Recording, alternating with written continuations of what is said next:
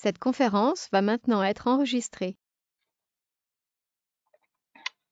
Alors, donc dans un premier temps, je vais poser en quelque sorte les thèmes du débat qu'on aborde aujourd'hui. Donc la controverse philosophique dont on va parler pour 2 séances se fonde sur 2 orientations en philosophie morale ou en éthique, les 2 termes sont à peu près équivalents. Et c'est un débat qui est particulièrement présent aux États-Unis. On a d'un côté ce qu'on appelle la morale conséquentialiste. Je fais des traductions assez infâmes, mais les termes désormais existent en France. Donc c'est une morale, une orientation, disons, de l'action morale qui centre son intérêt sur les conséquences et des résultats quantifiables notamment. Et de l'autre côté, une morale déontologiste, c'est une morale qui, au contraire, s'intéresse davantage à l'intention, aux principes moraux transcendants qui précèdent une action. Euh, donc cette distinction est très présente en philosophie américaine, où en fait les domaines de l'étude morale et de l'éthique sont très développés. Aux États-Unis, on fait de l'éthique vraiment tout le temps. En France, beaucoup moins. Et donc, il y a une distinction qu'on peut entendre entre la continental philosophy, qui regroupe de façon, dans une expression un peu condescendante c'est la philosophie du vieux continent, en gros, la morale déontologiste. Euh, Parce que aussi, les États-Unis sont le lieu de naissance de la philosophie pragmatiste, selon les termes que vous préférez. Et la morale conséquentialiste est aussi d'origine anglo-saxonne. Donc, on aurait en quelque sorte 2 écoles en philosophie morale, l'une plutôt continentale de tradition allemande, et l'autre plutôt américaine, contemporaine et de tradition anglo-saxonne. Euh, c'est une philosophie, donc, enfin, un domaine philosophique qui est très dynamique en ce moment, et donc les termes reviennent et on cherche selon ce qu'on entend aux États-Unis, hein, dans la philosophie déontologiste, on chercherait à faire en quelque sorte une éthique de principe, où on cherche à dessiner des grands idéaux, des grands interdits, euh, pour fonder un système de valeurs cohérent qui se veut universel. On cherche des principes absolus. Le but est de dépasser un certain relativisme anthropologique. Donc, si on peut vouloir attaquer la morale de principe sur le fait que les principes de bien, de mal sont relatifs et tout, enfin, vous inquiétez pas, ils sont au courant. Au contraire, on cherche l'universel et pas des choses relatives. Donc voilà, tandis que la philosophie conséquentialiste, comme son nom l'indique, on s'occupe davantage de la conséquence. Ça nous amène à faire un rapide résumé de philosophie de l'action. Parce que vous avez le terme d'intention. Bon, conséquence, a priori, ça va, c'est bien situé dans le vocabulaire. Intention, ça peut être un peu plus pointu. Et surtout, ce sont des termes qui sont très propres à la philosophie de l'action. Donc, dans une action, en quelque sorte, on a 2 pôles qui sont l'intention et la conséquence, qui sont en fait comme les 2 faces de l'action. Il y a d'un côté l'action en puissance, telle qu'elle est pensée par son auteur avant d'avoir lieu, telle que l'auteur projette les buts et les résultats de son action. Et de l'autre côté, on a l'action en acte telle qu'elle se trouve réalisée dans le monde et pour les autres une fois qu'elle a été effectuée.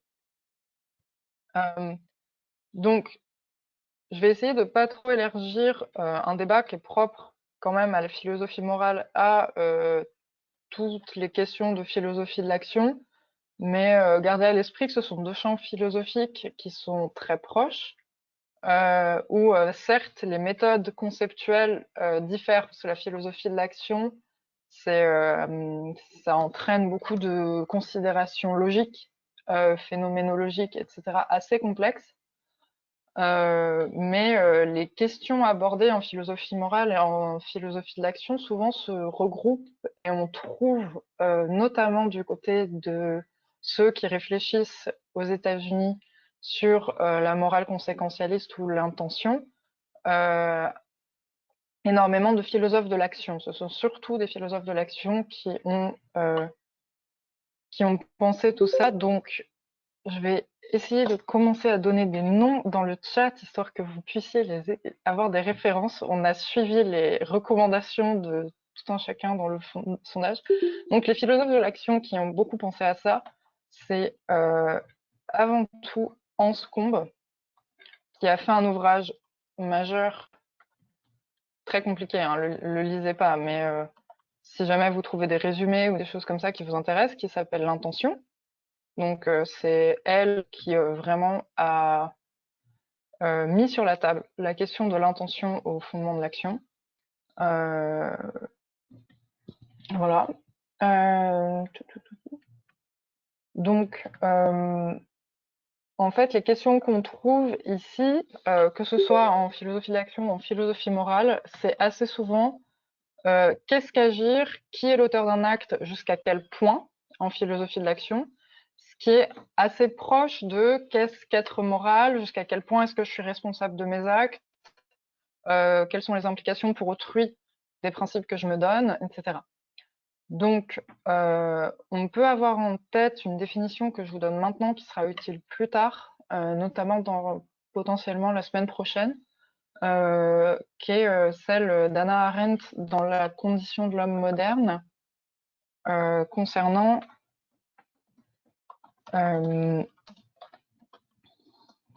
pardon, j'arrive pas à écrire et parler en même temps. Je suis quelqu'un de monotache. Donc, concernant l'action, sa, sa philosophie de l'action a quelque chose de très intéressant qui est de prendre en compte le fait qu'une action n'est pas isolée, ce n'est pas un auteur qui agit sur quelqu'un, mais que, en fait, les actions des êtres humains dessinent un réseau. Que l'auteur d'une action, il imagine que son action aura lieu d'une certaine manière, il agit, et en fait, en agissant, il projette son action dans un réseau d'actions qui est en quelque sorte indépendant de lui. Et donc, son action va prendre une forme et avoir un résultat qu'il n'aura pas anticipé, et que une des dimensions de la condition humaine, c'est cette espèce de déformation de l'acte due aux relations interpersonnelles d'être agissant. C'est ça, déjà, une relation éthique, c'est un monde dans lequel les agents moraux sont étroitement dépendants les uns des autres, ont des effets les uns sur les autres, ce qui fait qu'ils ne sont pas entièrement maîtres de leurs actes. Pas au sens où ils n'en seraient pas responsables, mais au sens où ils les maîtrisent pas d'un bout à l'autre. On a une absence, enfin, une absence pas complète, mais disons, on a un défaut de maîtrise dans les actions, et cette définition-là vous donne déjà une idée de ce qu'est la condition de l'être humain en tant qu'agent et a fortiori en tant qu'agent éthique. Donc, l'intention et la conséquence, quand on pense à ça, on peut voir que c'est pas forcément lié dans une dynamique très claire pour le sujet agissant, ni dans une dynamique qui serait tout à fait prévisible, 100% logique, etc. Il y a des interdépendances qui font que la conséquence peut différer de l'intention de son auteur, ce qui crée évidemment des tas de problèmes moraux un peu rigolos. Donc, résultat, le premier plan du débat, qui va être la philosophie dite déontologie, dite continentale, donc en gros la vieille philosophie telle qu'on en fait en Europe. Et je dis la vieille philosophie avec énormément de tendresse, c'est juste que les conséquentialistes, voire ceux qui font de l'éthique actuellement aux États-Unis, regardent tout ça un peu comme si c'était des questions dépassées. On serait passé à autre chose en philosophie maintenant, on ne fait plus du tout de morale déontologie. évidemment, c'est faux, surtout quand on est en France et que, bah, si, on fait encore vraiment que ça. Mais donc, c'est une philosophie qui s'est intéressée plus particulièrement à l'intention et à l'auteur qu'au résultat de l'action elle-même, pour dessiner une morale. Et la grande figure de ce débat-là, c'est évidemment Kant. Donc, vous allez entendre beaucoup parler de Kant ce semestre. Je suis désolée, mais il faut en passer par là. Et je vous promets que je vais essayer d'être aussi claire que possible. Donc, si on pouvait synthétiser en quelque sorte la question, la dispute entre la philosophie déontologiste et la philosophie conséquentialiste, on pourrait utiliser une phrase que vous avez peut-être déjà entendue en terminale, potentiellement, qui est «Le kantisme a les mains pures, par malheur, il n'a pas de main». C'est une phrase de Charles Péguy. Péguy, ça s'écrit P-E-G-U-Y. C'est un auteur qui a une écriture assez bizarre, euh, très forte, mais en même temps toujours dans des sentences assez courtes. Et donc c'est quelqu'un qui est un peu un mi-chemin entre la philosophie, la littérature, un statut comme ça assez ambivalent. Et quand il écrit «Le kantisme a les mains pures, par malheur il n'a pas de main», et ensuite la phrase continue par quelque chose comme, j'ai gardé la citation ici, «Et nous, nos mains calleuses, nos mains noueuses, nos mains pécheresses, nous avons quelquefois les mains pleines». En fait, c'est une référence à un proverbe chrétien que vous connaissez peut-être si vous êtes catholique, c'est pas mon cas, donc je l'ai appris grâce à cet auteur, qui est les innocents, enfin aux innocents les mains pleines. Donc ce serait à ceux qui sont purs, innocents, les récompenses divines. Et ce qu'écrit Peggy, c'est pas parce qu'on n'a pas les mains pures qu'on n'a pas les mains pleines, mais il parle des mains noueuses, souillées, de ceux qui agissent, qui travaillent dans la condition humaine, tandis que le kantisme, certes, il aurait les mains pures, mais en fait, il n'est pas dans l'action, il n'est presque plus dans la vie humaine, il n'a pas de mains. C'est un peu ça les termes du débat. L'idée centrale, c'est celle de l'action, de la capacité à agir par rapport à celle de se donner des principes rationnels qui précéderaient l'action. Quand on a les mains pures, on se concentre sur la pureté de nos intentions, mais on ne peut plus agir. Justement parce que agir, ce serait se dévoyer, se souiller. Donc comme vous le voyez, le premier point ici, tel que le pose Peggy, mais tel que le pose grosso modo l'ensemble de la philosophie séquentialiste, c'est la morale kantienne. Quand on comprend la morale kantienne comme étant une morale de l'intention. Là, je vous spoil un peu sur la semaine prochaine, c'est une compréhension de la morale kantienne qui est très parcellaire. Ce n'est pas tout à fait une morale de l'intention. Dire ça, c'est un peu réducteur. Mais on va commencer par là, notamment parce que c'est peut-être ce que vous avez pu entendre en terminale, qui est quand l'intention, machin, et ce n'est pas ça tout à fait. Mais bon, alors pourquoi est-ce que on a déjà cette association entre la morale continentale déontologiste et une morale d'intention? C'est-à-dire, en gros, une morale qui cherche à établir des principes avant l'action. C'est parce qu'en fait, on a une tradition philosophique, voire au sens large culturel, assez ancienne concernant cet intérêt pour l'intention.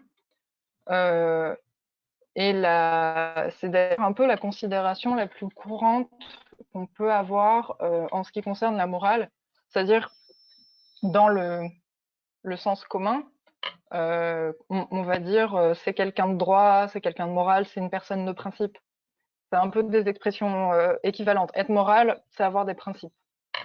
Quand on essaye de fonder une philosophie morale, c'est-à-dire une éthique, en Occident, en Europe, on pose des principes moraux qui sont censés être absolus et universellement reconnus comme des principes à suivre.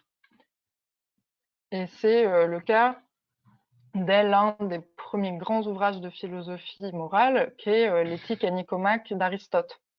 L'éthique à Nicomaque, ça pose grosso modo la question de ce qu'est la vie bonne, en tant que c'est une vie vertueuse qui élève l'homme en tant qu'être moral, qu'être de vertu, à une espèce de condition supérieure d'amélioration constante de soi-même. Et cela se fait sous aussi l'auspice de la question qu'est-ce que la justice et qu'est-ce qu'être juste. Donc on a ces questions-là qui traversent la tradition culturelle européenne. Qu'est-ce que le bien et comment être bon? Quand on a une tradition chrétienne aussi forte qu'en Europe qui s'ajoute à cela, on retrouve cette question de la vie bonne à être presque comme une injonction à ce que ce soit la sagesse, la foi, la piété, la justice qui dicte chacun de nos actes. Et c'est le cas d'Aristote à Saint-Augustin. Il ne suffit pas de faire le bien, il faut encore être une bonne personne. On individualise et on identifie l'action en mettant l'accent sur l'intériorité de la personne, de celui qui agit, sur les profondeurs des cœurs des hommes. Et c'est cela qui doit être bon, c'est cela qui doit être pur. Quand on a un arrière-plan culturel chrétien ou disons de façon plus générale axiologique, être bon, c'est être pur. Et on a mis un accent très fortement sur l'intention. Tout ce développement-là, vous pouvez le retrouver, par exemple, c'est quelque chose qui a été mis en valeur par Michel Foucault, comme, comment dire, les fondements d'une d'une enquête des hommes sur leur intériorité qui se fait sur, comment dire, quand je dis enquête, c'est au sens presque d'investigation. Il y a toujours une remise en question, un regard un peu interrogateur, presque accusateur sur soi-même. Voilà. Cependant, et on y reviendra sans doute la semaine prochaine, faut pas se méprendre quand je dis morale de l'intention. C'est pas une demi-morale, un truc un peu mou, un peu lâche, du type oh, il voulait bien faire, donc c'est pas si grave s'il t'a blessé parce qu'il voulait bien faire, c'est l'intention qui compte, tout ça, des expressions que vous avez sans doute déjà entendues. Non, non, c'est la morale, enfin, c'est une morale extrêmement exigeante. Donc la morale d'intention, c'est pas utiliser l'intention comme une excuse. Au contraire, c'est ça, c'est une enquête. Mon action, si peut-être elle était conforme au devoir moral, était-elle dictée par des principes moraux jusque dans son intention elle-même? Donc il s'agit d'examiner les motifs de l'action, l'intention du sujet agissant, afin de voir si ces intentions correspondaient à un idéal moral donné, si les intentions elles-mêmes étaient bonnes.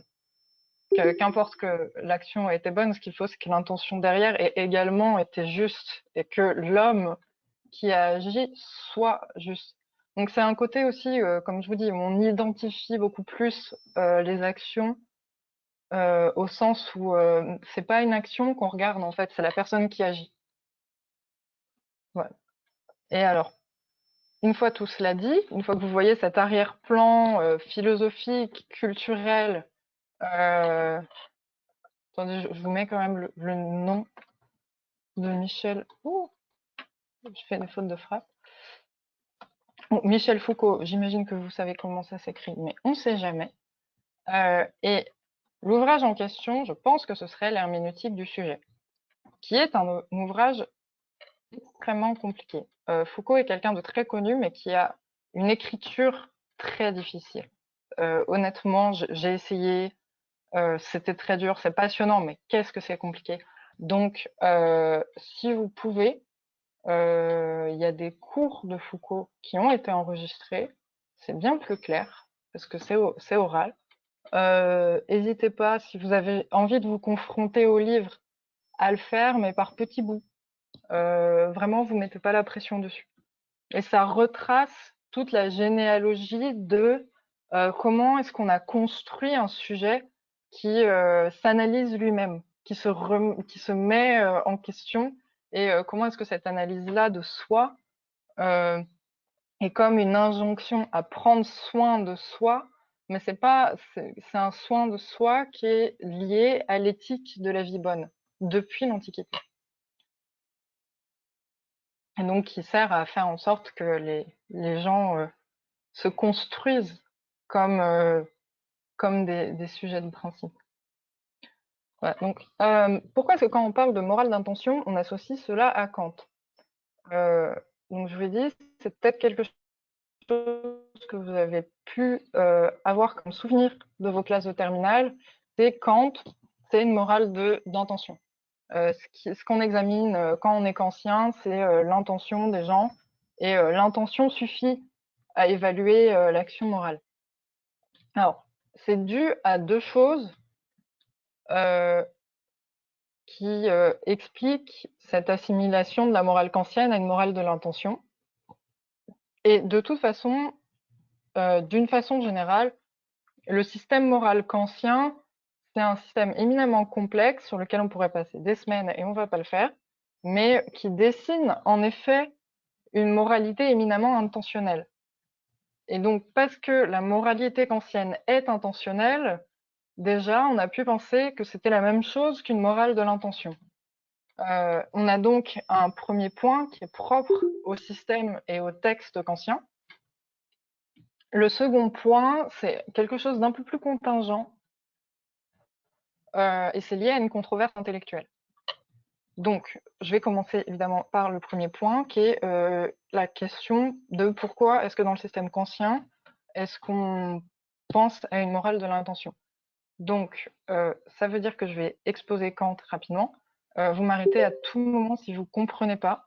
Kant, c'est un auteur assez technique qui a un vocabulaire très précis. Donc, c'est pas forcément difficile, mais le vocabulaire est super situé. Donc, voilà, si jamais vous ne comprenez pas, vous m'arrêtez et je précise. Alors, donc, je vous ai dit que dans le système kantien, la morale était éminemment intentionnelle. C'est parce que lorsqu'on agit moralement, avec Kant, on agit selon ce que l'on veut. Le vouloir, dans le vocabulaire kantien, c'est quelque chose qui a trait à la rationalité, à ce que Kant appelle la raison pure pratique. La raison pure pratique, c'est juste la raison pure, mais lorsqu'elle s'attache à des cas pratique. C'est la raison pure, c'est votre rationalité quand vous pensez à des mathématiques, quand vous réfléchissez abstraitement. La raison pure pratique, c'est ce qu'on appelle la morale. C'est quand votre moralité vous sert dans la vie, tout simplement. Donc le vouloir, c'est rationnel, contrairement au désir qui, lui, relève des inclinations. Les inclinations, c'est ce pourquoi vous avez un penchant. C'est vos désirs, en quelque sorte. Voilà. Donc, on ne peut vouloir chez Kant que ce qui est rationnel, et notamment ce qui est non contradictoire. Vous ne pouvez pas vouloir quelque chose qui a une absurdité rationnelle, comme quelque chose qui se contredit soi-même. Je vous donne un exemple, c'est celui de la promesse. On ne peut pas vouloir rompre une promesse parce que dans la définition même du fait de promettre quelque chose à quelqu'un, il y a l'engagement. S'il n'y avait pas cet engagement, s'il n'y avait pas l'injonction à tenir la promesse et à agir selon ce qu'on a dit, alors ce ne serait pas une promesse, ce serait juste une parole comme une autre. Voilà, donc on ne peut pas vouloir quelque chose qui nie la définition même de l'objet de notre vouloir. C'est comme ça qu'on arrive à une contradiction. Donc quand on promet, ce qu'on veut, c'est tenir la promesse. Et on ne peut pas vouloir donc rompre cette promesse. On peut en avoir envie, mais on ne peut pas le vouloir.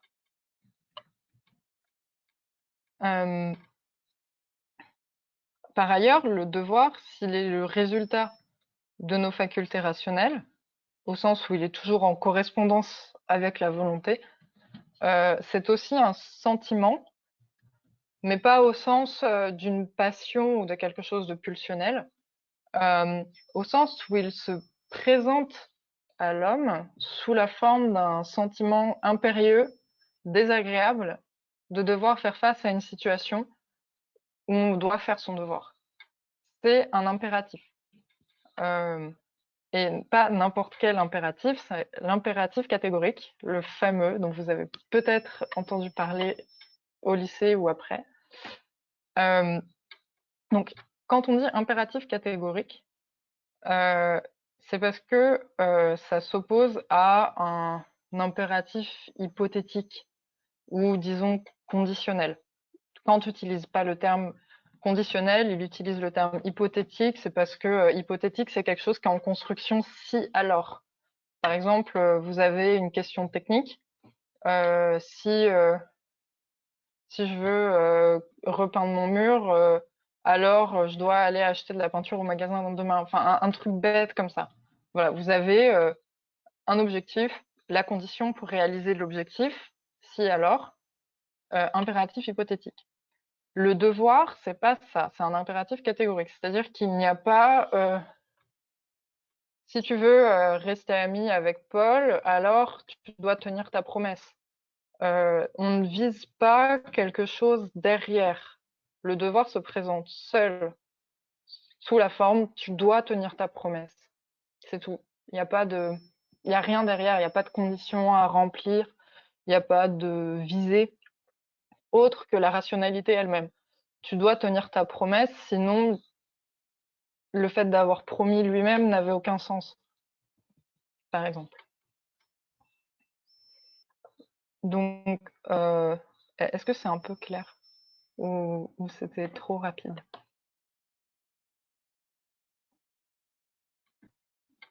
Ça va. Ça va, c'était clair. Cool, tant mieux. Que ça peut être un peu compliqué. Euh, donc, déjà, avec l'impératif catégorique, on a une dimension sensible avec le sentiment d'injonction, qui est en fait ce sentiment un peu désagréable de vague culpabilité si on n'a pas envie de faire son devoir. C'est un sentiment très désagréable. Donc là, vous voyez déjà en quoi il y a un lien avec l'intériorité du sujet, qui est le fait que le devoir se manifeste dans les situations où il nous est désagréable de faire notre devoir, mais bon, on va le faire parce qu'il faut, parce que je dois le faire, même si là, franchement, j'aurais un peu la flemme ou quoi. Voilà, mais bon, c'est mon devoir. Et en plus, au-delà de cette question d'intériorité du sentiment, Kant insère une réflexion sur l'intention lorsqu'il fait la distinction dans ses ouvrages entre l'agir par devoir et agir conformément au devoir. Donc c'est surtout là qu'on a pu faire l'assimilation entre Kant et une morale de l'intention. Parce que la différence, donc, c'est agir par devoir, c'est parce que là, vous avez agi en répondant purement à l'impératif catégorique. Vous avez agir parce que vous deviez faire ça. Et agir conformément au devoir, c'est il se trouve que votre action, ça correspondait à l'impératif catégorique. Mais c'était pas forcément ça qui vous motivait. Exemple trivial et stupide, si vous sauvez une vieille dame de la noyade, parce que vous la voyez dans la rivière, elle se noie, enfin, vous posez pas la question, vous dites, cette personne se noie, je dois la sauver. Vous allez à l'eau, vous la sauvez, machin, vous avez agi par devoir. Même si vous aviez peur de l'eau ou quoi. Si vous avez sauvé la vieille dame de la noyade en vous disant, oh là là, c'est madame de la haute place, je la reconnais, je sais que je serai sur son héritage si jamais je la sauve. Là, vous avez peut-être agi conformément au devoir, mais vous n'avez pas agi par devoir, vous avez agi par intérêt. Donc voilà, ici on voit comment est-ce que l'intention rentre en jeu. C'est parce que dans la morale de Kant, le devoir, pardon, se manifeste le plus fortement quand il est contraire à nos inclinations ou contraire à nos passions, comme la peur, par exemple. Quand on peut avoir peur de mourir, mais que le devoir nous appelle quand même à l'action. C'est ici surtout qu'on va agir par devoir. Le plus couramment, on agit conformément au devoir, mais le devoir ne s'est pas forcément manifesté à nous sous sa forme impérative parce qu'on n'en avait pas besoin. Et le deuxième point, donc pour lequel on a pu en gros assimiler la morale kantienne, qui est le fondement de la morale continentale européenne, à une morale de l'intention, c'est une controverse intellectuelle qui a eu lieu entre Kant et Benjamin Constant, qui est un auteur français, une espèce de grand intellectuel de son temps.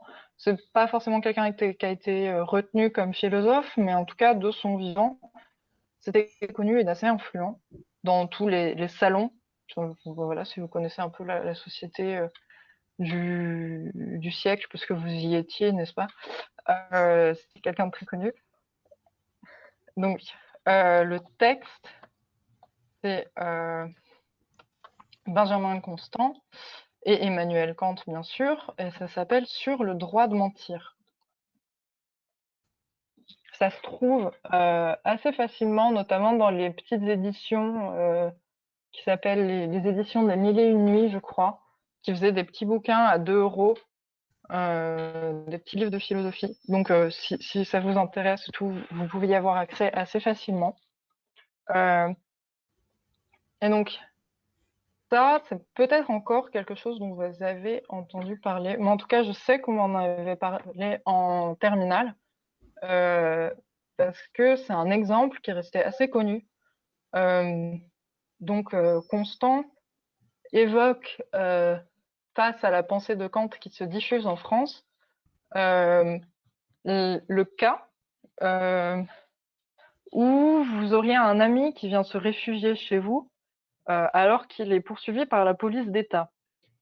Vous le cachez et les policiers viennent à votre porte et vous demandent si vous avez vu votre ami.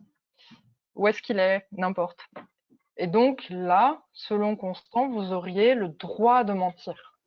Parce que il y aurait une espèce de chaîne hiérarchique des devoirs. Le devoir suprême étant de sauver votre ami, de sauver la vie de quelqu'un.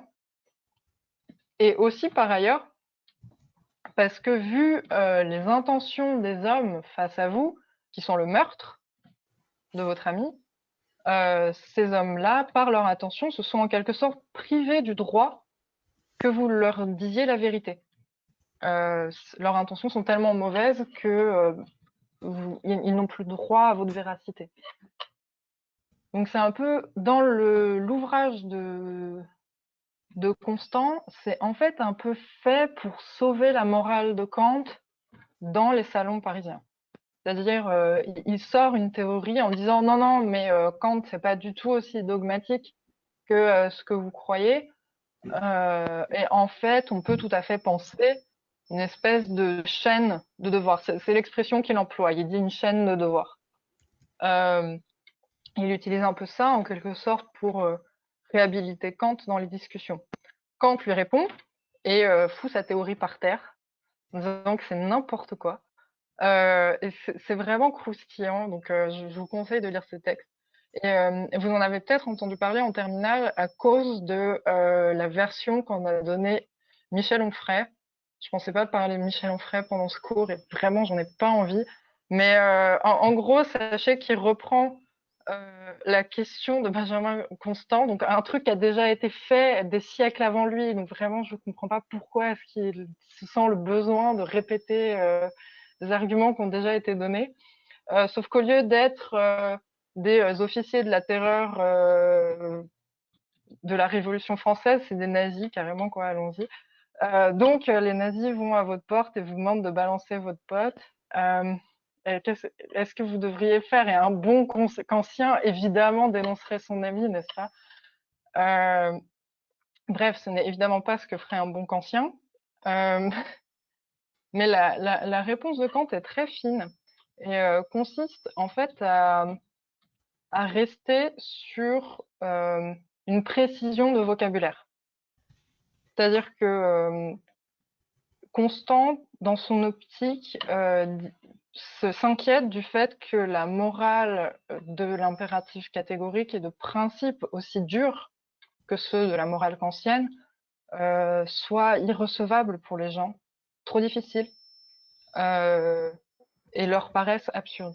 Et donc, il résolvait en quelque sorte la difficulté en établissant une hiérarchie de voies. Ce que Kant répond, c'est qu'on ne peut pas résoudre la difficulté comme ça. Ce serait trop facile. Donc, non, il n'y a pas de droit de mentir, parce que mentir est une contradiction. Lorsque l'on parle aux gens, on s'attend à ce qu'ils, non pas forcément à ce qu'ils nous disent la vérité, mais au moins à ce qu'ils nous disent ce qu'ils pensent être vrai, c'est-à-dire à être vérace, être honnête avec nous. Sinon, à quoi ça sert de parler aux autres si on pense qu'à chaque fois qu'ils nous parlent, il faut qu'on prenne des pincettes avec tout ce qu'ils nous disent et qu'on vérifie constamment leurs paroles. Ça n'aurait plus de sens de se parler. Donc, mentir est une contradiction. On ne peut pas le vouloir. Ça ne peut pas non plus être un droit.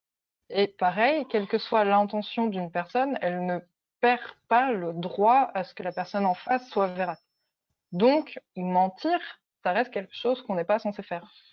Tout comme, évidemment, dénoncer son ami, faciliter le meurtre de quelqu'un qui nous est cher, ce n'est pas non plus quelque chose que l'on est censé faire. Et ce que dit Kant ici, c'est qu'il ne suffit pas de mentir pour s'en laver les mains et dire mais dans ce cas-là, j'avais le droit de mentir. Il dit non, tu n'avais pas le droit de le faire, tu l'as fait, t'en avais pas le droit. Ou si tu dénonces ton ami, enfin, bah, t'en avais pas le droit non plus. Donc, on est pris ici dans une chaîne de responsabilité où on a des devoirs qui se contredisent. Et c'est ça, la vie morale. Et nos intentions, ici, on a beau toujours choisir d'avoir soi les intentions les plus pures, la vie est quand même un peu plus complexe que ça. Et donc, non, on n'a pas de droit de mentir histoire de rester pur. Notre intention a été de mentir à cet homme. Et c'est mal, mais on dirait ce n'est pas grave, on a fait un choix, disons. Donc, Kant reste assez précis sur son vocabulaire. Et donc, on a pu simplifier un peu la question dans la vulgarisation philosophique ou quand on s'appelle Michel Onfray, en disant que d'un côté, on avait une prise en compte des conséquences très justes, très fines, Benjamin Constant ce héros, tandis que Kant, lui, resterait arc-bouté sur l'intention parce que c'est un sale dogmatique, au point d'être borné, voire dangereux, où on choisirait en fait d'avoir toujours soit les intentions les plus pures, la plus grande droitesse morale, presque comme un orgueil, au mépris des conséquences sur autrui. Évidemment, Kant n'est pas si stupide, hein, donc on le verra la semaine prochaine, ce n'est pas tout à fait ça qui se passe. Ce qui se passe, c'est des situations extrêmement complexes et difficiles dont on ne peut pas se laver les mains. Mais il n'empêche que, résultat, c'est pour cela que la morale kantienne et la morale continentale, donc du fait de tout cet arrière-plan culturel qui pousse les hommes à une intériorisation des principes moraux, et aussi à l'influence de la philosophie kantienne, qui est une philosophie tout de même du devoir, du sentiment moral, et donc qui a des principes très durs envers les sujets, qu'on a cette association entre la philosophie continentale et la morale de l'intention. Est-ce que vous avez des questions? Oui, pourquoi est-ce qu'on n'a pas le droit de mentir d'après Kant? Alors, en fait, ce qu'il faut comprendre, c'est qu'il y a une différence chez Kant entre ce que l'on fait et le droit. C'est-à-dire, tu pourras mentir dans cette situation, mais tu n'en as pas le droit. Le droit et le devoir, c'est quelque chose d'assez abstrait. Euh, c'est quelque chose de rationnel. Donc tu peux pas avoir de devoir de mentir parce que le fait même d'adresser la parole à quelqu'un appelle un fond de véracité. C'est-à-dire, toi, quand tu parles à quelqu'un, tu es censé être vérace. Et la personne en face s'attend de même à ce que tu le sois. Donc, chez Kant, on ne peut pas parler de droit de mentir. C'est pas parce que la situation fait que tu pourrais mentir que le mensonge est universalisable. Et du coup, pourquoi est-ce qu'on a le devoir de dire la vérité? Je ne sais pas si c'est une meilleure question. Parce que ça, si, c'est exactement ça. On a le devoir de dire pas la vérité, mais d'être vérace. Il fait un grand développement là-dessus, c'est-à-dire que si jamais tu dis à quelqu'un, euh, je sais pas, mon ami s'est réfugié dans ma cave et qu'en fait il s'était réfugié sur ton toit, mais que toi t'étais pas au courant, bon, enfin, c'est pas grave. Euh, donc déjà, ce qui compte, c'est pas le réel, c'est ce que toi tu penses être vrai. Et ensuite, t'en as le devoir, tout simplement, du fait même du statut de la parole. C'est-à-dire des gens qui se parleraient que pour se mentir, ça servirait à rien qu'ils se parlent. Donc quand on parle, on dit le vrai parce que c'est ça qui est attendu d'une discussion entre deux êtres rationnels. Je sais pas si Parce c'est que clair.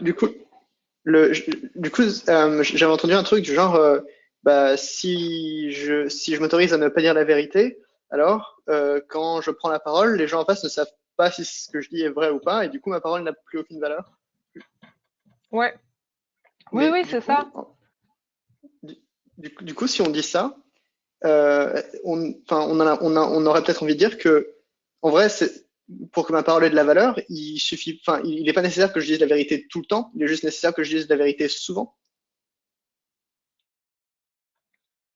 Bah, en fait, c'est le plus souvent possible, disons. C'est quand c'est assez.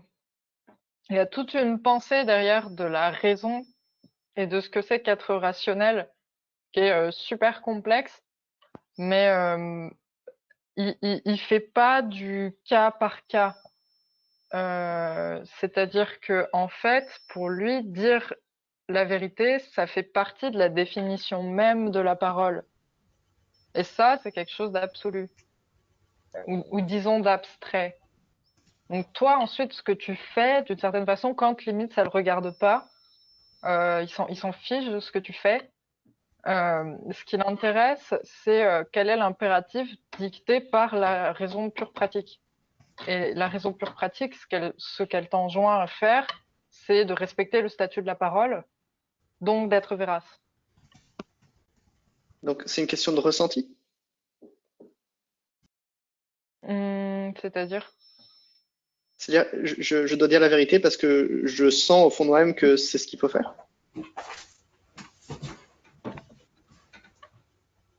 Euh, oui, parce que le devoir se présente sous la forme d'un sentiment, mais c'est pas passionnel.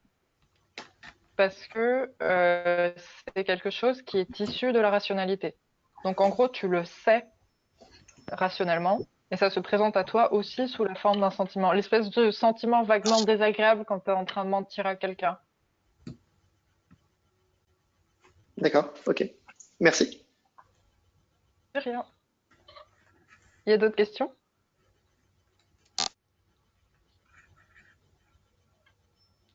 On a le temps en plus, je suis super en avance, donc C'est quoi un être moral? tu poses la question abstraitement comme ça, là, direct. Ouais, vous utilisez tout le temps le mot. Et du coup, je me doute qu'il y a un truc derrière qui. Alors, quand je l'utilise, En général, je fais un peu exprès de pas trop définir pour l'instant, euh, mais je le pense, comment dire, dans une espèce de vie morale de la part de ceux qui agissent. C'est-à-dire être presque comme un verbe moral. Euh, C'est-à-dire, j'essaie de revenir un peu dans où est-ce que j'ai pu le dire. Euh, Notamment sur le côté, comment dire, puisque là on parle de morale déontologiste et de morale de l'intention, euh, c'est l'agent qui est inspecté plus que son action. Donc l'interrogation porte sur le fait qu'il ait agi en être moral. C'est-à-dire, est-ce que lui-même est construit en suivant des principes moraux? Est-ce que c'est quelqu'un de vertueux? Et les vertus, c'est, enfin, je veux dire, presque au sens aristotélicien, c'est-à-dire, est-ce que c'est quelqu'un qui est marqué par le courage, la tempérance, la justice, des choses comme ça. Et donc c'est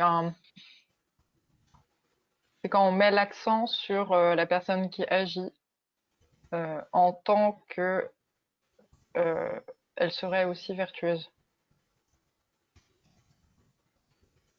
Est-ce que c'est clair? C'était ultra brouillon. Bof. C'est évident. Non, c'est pas évident, je te l'accorde. Alors, déjà, c'est aussi pour centrer la question dans le champ philosophique. Ce qui m'intéresse ici, c'est un être moral parce que je m'intéresse pas, enfin, je ne m'intéresse pas forcément, par exemple, à la question de est-ce que je parle de l'homme en tant qu'être rationnel, en tant qu'être sensible. Là, j'en parle en tant qu'être moral, c'est-à-dire quelqu'un qui va se prendre la tête avec des principes. Et aussi quelqu'un qui est pris dans un réseau d'action dans lequel il est agent, dans lequel les autres sont dépendants de lui, enfin, dépendants de lui, connectés à lui, parce que son action propre a un impact sur eux, etc. Donc c'est une espèce de statut comme ça, à la fois individuel, mais aussi en tant que sujet agissant parmi les autres sujets. C'est un peu comme quand je parlais d'agent quand j'avais fait de l'éthique au premier semestre.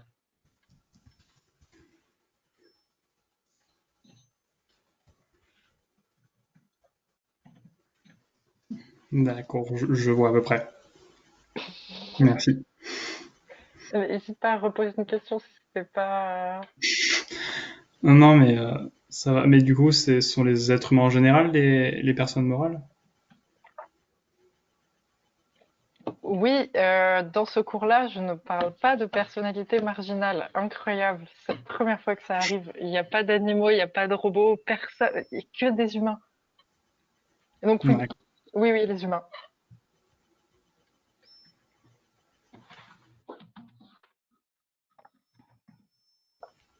Ok, bah s'il n'y a pas d'autres questions, on va passer à l'autre terme du débat. Vous l'aurez compris, la philosophie conséquentialiste. On l'attendait. Euh, donc, ce que je vous avais dit, c'est que on peut avoir cette image de la philosophie morale telle qu'elle s'est construite en Europe, c'est-à-dire dans la tradition philosophique, comme quelque chose qui à la fois donne beaucoup de place au sentiment intérieur de la personne qui agit, à quelle était son intention cachée dans son action, cette intention était-elle noble, était-elle juste? Donc il y a cette espèce d'évaluation morale qui prend presque la forme d'une enquête.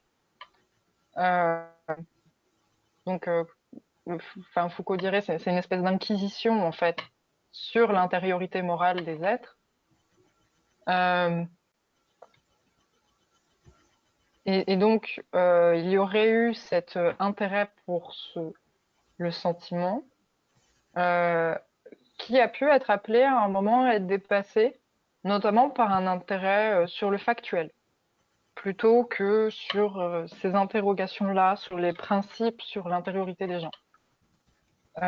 Donc la morale conséquentialiste tient ses origines avant tout dans la philosophie utilitariste. C'est une philosophie développée au tournant entre le XVIIIe et le XIXe siècle par deux Anglais, Benjamin Bentham et John Stuart Mill. Alors que j'écris tout de suite.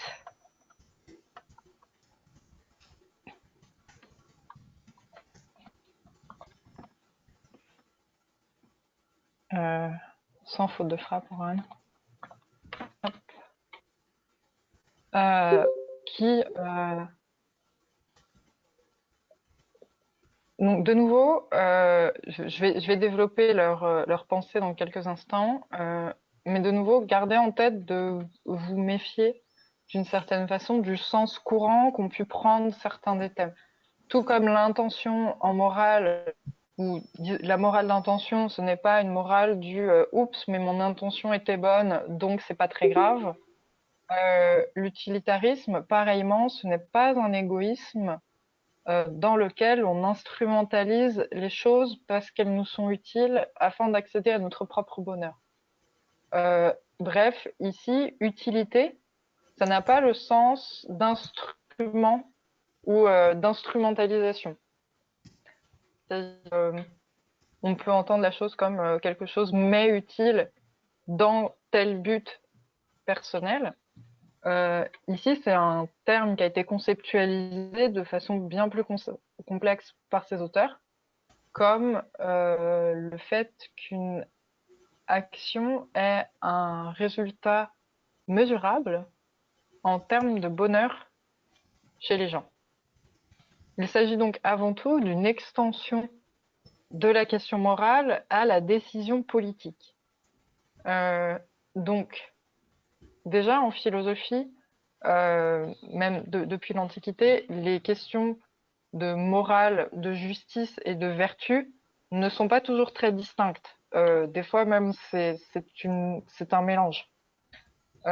Donc, ce qui est intéressant ici, c'est qu'on associe complètement la question morale à la question politique avec un arrière-plan d'économie. Donc ça, c'est surtout le cas chez John Stuart Mill, qui a une formation, si je ne dis pas de bêtises, d'économiste, et qui, en tout cas, cherche à appliquer aux questions de décision politique une théorie économique qui lui est propre, qui est celle de la maximisation du bien.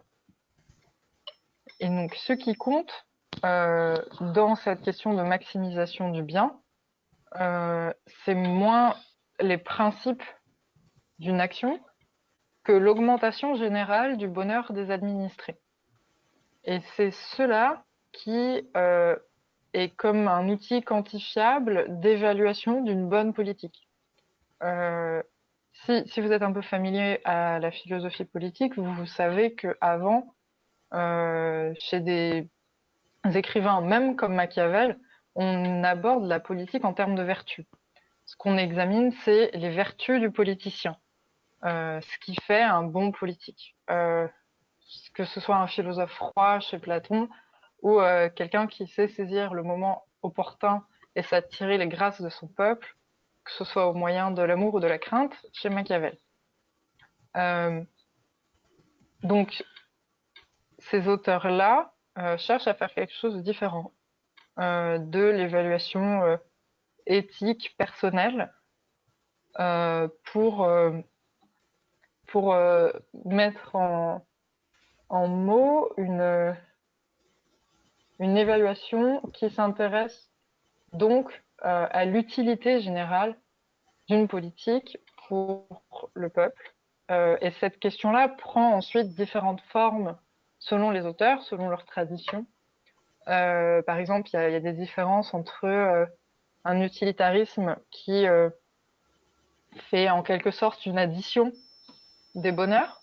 C'est-à-dire ce qui compte, c'est que plus de monde soit plus heureux, ou que les gens soient globalement plus heureux. Même s'il y en a qui sont moins heureux, s'il y en a d'autres qui sont vraiment beaucoup plus heureux, ça vaut le coup. D'autres qui sont plus sur une augmentation moyenne du bonheur, c'est-à-dire qu'il y en a certains qui soient un peu moins heureux, enfin un peu, comment dire, un peu moins plus, euh, un peu plus heureux, mais en moindre mesure. Euh, Si tout le monde est un peu plus heureux, c'est mieux. Donc, on a déjà ici deux orientations assez différentes entre est-ce qu'on augmente la quantité de bonheur ou en quelque sorte la qualité de sa répartition. Il y a aussi eu un utilitarisme qu'on appelle l'utilitarisme négatif. Alors ça sonne mal, mais en fait, il s'agit plutôt que de viser l'augmentation du bonheur, de viser la limitation des souffrances.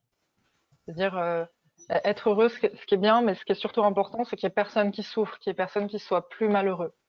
Et que, en gros, si on a un utilitarisme qui rend certaines personnes heureuses, mais d'autres plus malheureuses, c'est une catastrophe. Et mieux vaut une progression plus lente, mais où au moins on règle la question des souffrances. Donc voilà, donc ça a plusieurs visages. Ça a pu donner lieu évidemment à un égoïsme où il suffit que le résultat soit profitable et augmente mon bonheur, quels que soient les principes euh, de mon action. Le fameux la fin justifie les moyens. Mais cette question de la fin justifie les moyens n'était pas du tout défendue par ni Bentham ni John Stuart Mill. C'est des gens qui voient la misère de l'Angleterre de leur temps et qui se demandent un peu comment est-ce qu'on peut faire pour que les gens souffrent moins et qu'est-ce que serait une politique socio-économique un peu pertinente. Parce que on n'en parle pas souvent en philosophie, mais il y a quand même des contextes historiques qui amènent le développement de certaines réflexions. Et l'Angleterre entre 1848, 1748 et 1850, je crois que c'est à peu près à ce moment-là que Bentham était vivant. C'est une Angleterre qui commence à s'industrialiser et où les écarts de richesse se creusent et où il y a des gens qui sont extrêmement pauvres. L'Angleterre victorienne, c'est un endroit où vous pouviez vraiment crever la faim, quoi. Et ça, c'était pas forcément quelque chose de très connu avant. Euh, donc ça implique aussi le développement de toutes ces pensées politiques, sociales. Enfin, nous, ça nous semble plus vraiment des politiques sociales. On a tout à fait les mêmes définitions, mais où disons l'économie est une science qui est aussi pensée pour répartir les richesses entre les individus. Et donc, voilà, l'utilitarisme, le but à viser, ce serait l'augmentation du bonheur des gens. Et donc ici, on dépersonnalise en quelque sorte la décision politique et on l'évalue seulement sur ses conséquences chiffrables, mesurables euh, pour les individus. Euh, donc ça, déjà, on voit qu'il y a un retournement par rapport à ce qui se faisait avant et que cette morale-là peut aussi être appliquée, évidemment, dans les décisions personnelles. C'est-à-dire que si on reprenait notre exemple de la dispute entre Kant et Constant, en morale utilitariste, bien sûr, le plus grand bien, c'est de sauver votre ami. Et le plus grand mal serait qu'il se fasse assassiner par la personne qui lui courait après.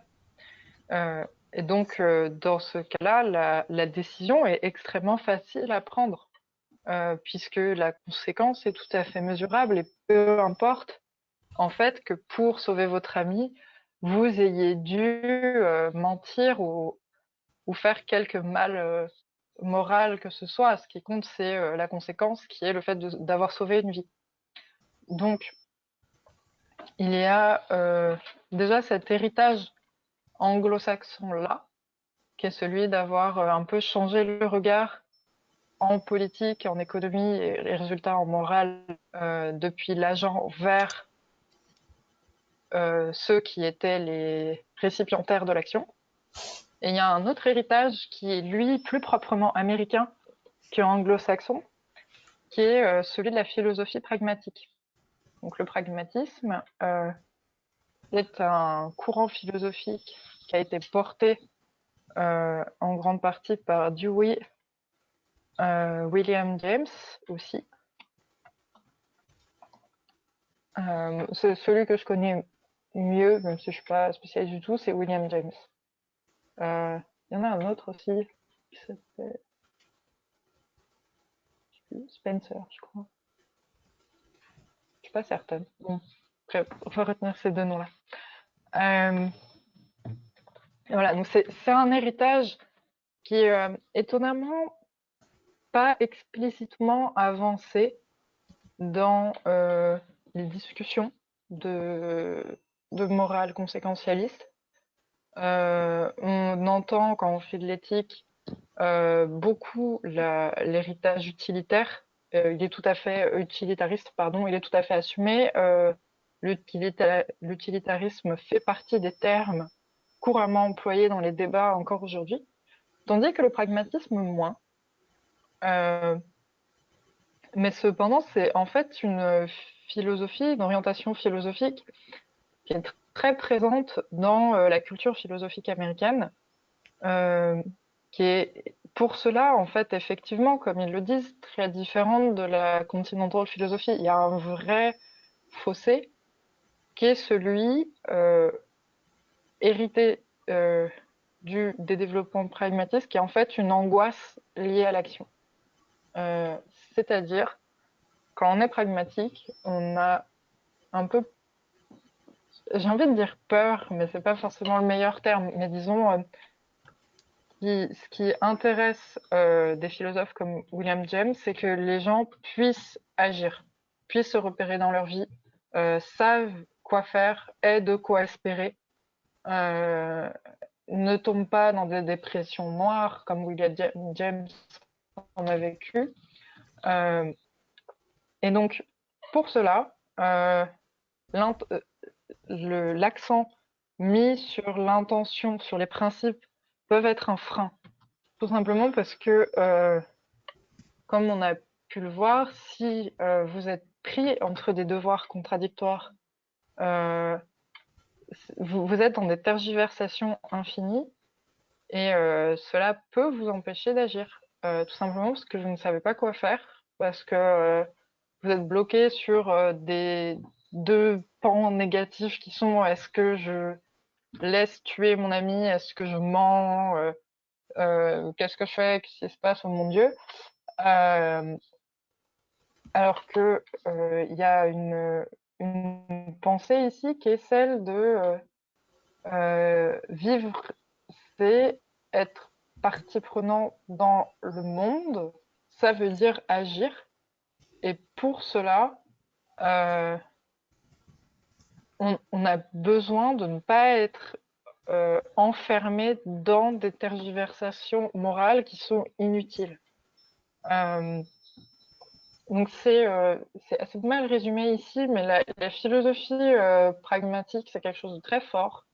Notamment William James, c'est assez bien écrit et il y a des choses plutôt touchantes où en fait il décrit la façon dont un être mène sa vie, un peu comme le fait d'être perdu quelque part et où mais qu'est-ce qu'on a besoin d'une carte quoi, genre, vraiment qu'est-ce qu'on a envie d'avoir une carte pour se repérer, pour savoir où on va pardon, et plutôt que juste être pris dans une espèce de flou qui ne nous aide pas. Donc ce qu'il essaye de faire, c'est de fonder des repères forts en lesquels les gens peuvent croire. Il a aussi écrit un livre qui s'appelle La volonté de croire, qui parle de ça, qui parle de malgré un certain relativisme et un certain nihilisme, il y a un moment où il faut dépasser le scepticisme le scepticisme scientifique ou même moral, et choisir de faire un pari, donc vouloir croire, afin de retourner dans l'action et de retourner dans la vie vécue, et pas dans la dépression sinistre que William James a pu vivre lui-même. C'est quelqu'un qui a fait des études de psychologie, etc., et qui a traversé vraiment une espèce de trou dans sa vie absolument infâme. Et après, il s'est mis à écrire et il s'est lancé à fond dans la philosophie pragmatique en disant voilà, il faut faire quelque chose maintenant. Et ce quelque chose, c'est agir. Donc, résultat, cette philosophie-là, la philosophie conséquentialiste, est désormais, grosso modo, aux États-Unis, vraiment la pensée dominante en éthique. C'est-à-dire, puisqu'on fait beaucoup d'éthique aux États-Unis, la pensée dominante en éthique tout court. C'est-à-dire que lorsque l'on a des discussions éthiques, parfois sur des problèmes très concrets, une des réponses données et des orientations données à la recherche va être de s'intéresser aux conséquences quantifiables de telles décisions quand il s'agit d'un problème éthique. Résultat, les spectres d'analyse changent. Il ne s'agit donc plus de s'interroger sur les principes rationnels transcendants préexistants à l'action, mais sur des critères quantitatifs d'évaluation. C'est-à-dire, quand vous cherchez à maximiser le bonheur ou disons à minimiser les souffrances, la question va être de où se place le curseur concernant cette évaluation des souffrances. Et c'est aussi cela qui permet d'agir. Il y a quelque chose qui est, je pense, assez vrai dans cette philosophie-là, qui est on ne peut pas rester sans mettre la main à la pâte parce qu'on aurait voulu trouver la solution la plus juste, la plus parfaite, la plus pure. Des fois dans la vie, il faut prendre des décisions, hélas, un peu précipitées. Et cette volonté rationnelle de s'évaluer soi sur ses intentions peut créer un certain retrait de l'action. C'est une critique qui traverse la philosophie morale, qui est celle de s'être retiré du monde, qui peut être une critique qu'on peut faire depuis assez longtemps sur le fait, sur par exemple les pratiques monastiques, qui sont des hommes qu'on choisit par moralité pour mener une vie bonne, de se retirer du monde des êtres humains agissants pour mener une vie monacale recluse, une vie recluse, ouais.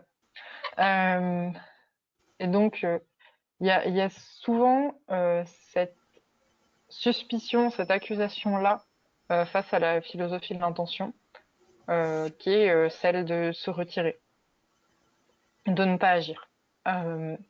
Tandis que la philosophie conséquentialiste, elle, en quelque sorte, se penche directement sur l'action, sur ses conséquences, et permet un choix par une estimation chiffrée des résultats d'une action. Il y a des exemples qui sont assez présents dans les discussions éthiques, qui sont souvent assez cocasses, je dois dire. Donc, je suis désolée, mais alors on va parler de tas d'exemples plus tirés plus tirés par les cheveux les uns que les autres. Mais par exemple, il y a des discussions. C'est quoi le bonheur? Mince, tu m'as posé ça quand? Léo, j'ai pas vu la question. C'est pas grave. De toute façon, enfin, c'est pas important d'y répondre tout de suite, mais c'est juste une question que je me posais quand on dit qu'on veut maximiser le bonheur. Enfin, je sais pas trop ce que c'est le bonheur dans ce cadre-là. Euh, En vrai, c'est une bonne question. C'est vrai que j'ai pas fouillé, alors que c'est assez intéressant. Alors, dans la pensée de Bentham et Stuart Mill, c'est quelque chose de presque matériel. Alors, évaluer le bonheur, en fait, dans l'héritage de ces philosophes-là, ce qu'on peut dire maintenant, ça va être, on va demander aux gens de dire comment est-ce qu'ils se sentent. C'est-à-dire, est-ce que vous Genre vous de 1 à estimez être 10, plus heureux? d'accord. Ouais, exactement. En fait, c'est un peu la solution à la question qui est envisagée maintenant, comment dire, en héritage de cette philosophie utilitariste, où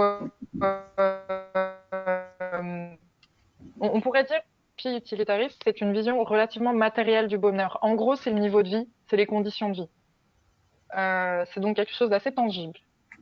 Euh, Maintenant, on se dit, bon, c'est peut-être pas vraiment suffisant, mais sans doute le meilleur moyen d'évaluer le bonheur des gens, en fait, c'est de leur demander de s'auto-évaluer. C'est très abstrait, mais au moins, c'est pas toi qui poses les critères du bonheur, c'est eux qui se les donnent eux-mêmes librement. Et ça permet de répondre à la question. Ce qui est intéressant, c'est que même sur la définition du bonheur, on voit déjà qu'il y a une différence avec les utilitaristes qui est donc comme je t'ai dit, c'est en gros les conditions de vie. C'est qu'on pourrait appeler une vie agréable, par exemple. Alors que toute la question du bonheur et de la vie bonne, effectivement, dans la tradition philosophique, notamment dans la Grèce antique, c'est une question qui est pas du tout matérielle, qui est extrêmement morale, au sens de la vertu. C'est-à-dire la vie bonne, c'est la vie vertueuse. Celle, enfin, vous avez eu cours là-dessus de toute façon, mais c'est vraiment la philosophie stoïcienne ou épicurienne de. Ouais, aucun souvenir par contre. Ah ouais? Euh, en gros, c'est tu opposes le bonheur au plaisir en disant que les plaisirs, c'est des choses certes fort agréables sur le moment, mais qui aussi enchaînent l'homme à ses passions négatives. Par exemple, le plaisir du Ça luxe. c'est. D'accord. Donc ça c'est Schopenhauer qui dit des trucs comme ça, je crois. Non. Ouais. Bah, Schopenhauer, c'est très inspiré du bouddhisme, où tu as aussi, pareil, une philosophie de la vie heureuse comme une vie du détachement. Mais c'est aussi le cas dans la philosophie antique, que ce soit l'épicurienne ou la stoïcienne, où pour être heureux, il faut s'être détaché des plaisirs matériels, qui sont des plaisirs fluctuants, euh, qui mettent l'homme dans une espèce de course perpétuelle à l'insatisfaction. Tandis que la vie bonne, c'est une vie où on a trouvé un équilibre dans ses passions, où on n'est plus traversé par le désir et l'insatisfaction, que ce soit la peur de perdre ses possessions ou la tristesse de ne pas en avoir assez, et où on pratique avec sagesse et assiduité la philosophie et l'amitié. C'est donc Ok. une vision du bonheur qui est extrêmement, comment dire, qui a à voir avec ce côté de la vertu en soi pour laquelle on enquête. Alors qu'effectivement, le bonheur chez Stuart Mill et chez Bentham, on arrive à quelque chose qui n'est plus aussi, j'ai envie de dire, qui est plus aussi philosophique que ça, qui est plus concret. Non, non, quand il y a des gens qui. Oui. Qui est même un petit. Enfin, ça a un petit côté bourgeois peut-être même. Enfin, c'est très matérialiste. Mais bon, après, si, c'est surtout pour dire que les gens d'Angleterre ont pas assez, ont pas de quoi manger. Du coup, c'est peut-être pas, comment dire, Oui, bourgeois c'est peut-être pas ça. le meilleur mot pour décrire ça. Oui, il y a un côté aussi très, très réaliste. C'est-à-dire, oui, la vie bonne, avec tes trois olives et tes meilleurs potes à l'ombre avec de l'eau fraîche, bien sûr. Mais, mais ne pas faire travailler ses enfants à la mine, c'est pas mal non plus, quoi. C'est intéressant de mettre la philosophie dans le bonheur. On a l'impression que c'est un petit peu biaisé, peut-être.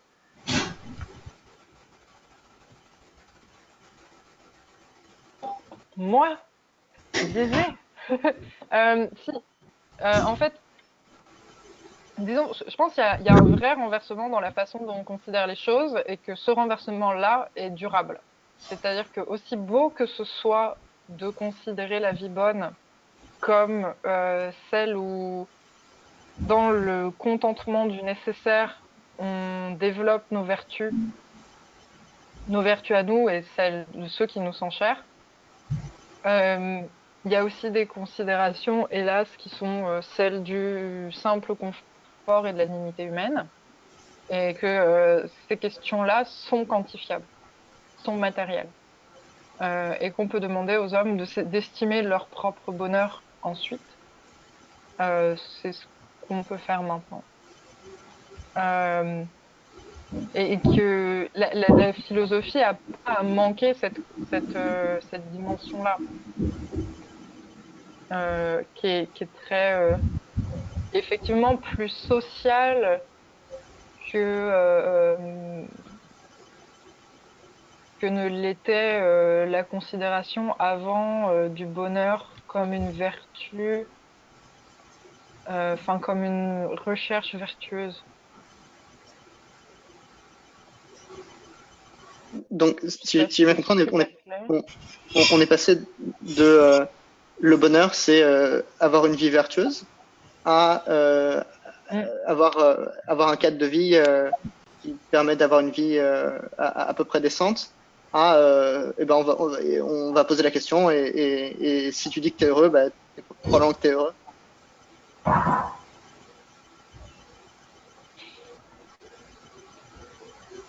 Bah, disons que quand je dis ça, c'est pas, c'est un outil qui est mis au service de l'actuelle évaluation conséquentialiste. C'est-à-dire que on pouvait avoir une première évaluation qui était très factuelle, euh, mais évidemment, c'est pas cette évaluation-là qui permet d'évaluer des critères comme l'épanouissement personnel ou des choses comme ça. Et je sais plus par qui, mais je sais que maintenant il est question de faire des auto-évaluations. Je me demande si c'est pas comment il s'appelle, Sen qui avait fait ça, mais je suis pas sûre. Donc c'est pas une définition du bonheur, c'est juste une manière de l'évaluer, c'est ce que tu es en train de dire. Ouais, Ok. oui, c'est ça. Bah, c'est parce que en fait, avec le bonheur aussi, t'as souvent, enfin, quand on parle du bonheur en philosophie, t'as souvent le problème qui revient de comment est-ce qu'on peut donner des critères. Est-ce que c'est pas un peu autoritaire de donner des critères au bonheur, si ce serait pas aussi quelque chose d'éminemment personnel? Et donc pour ça, avoir recours au ressenti, c'est un peu une façon de dire bon voilà, on pose pas de critères, mais on met quand même en place un outil d'évaluation.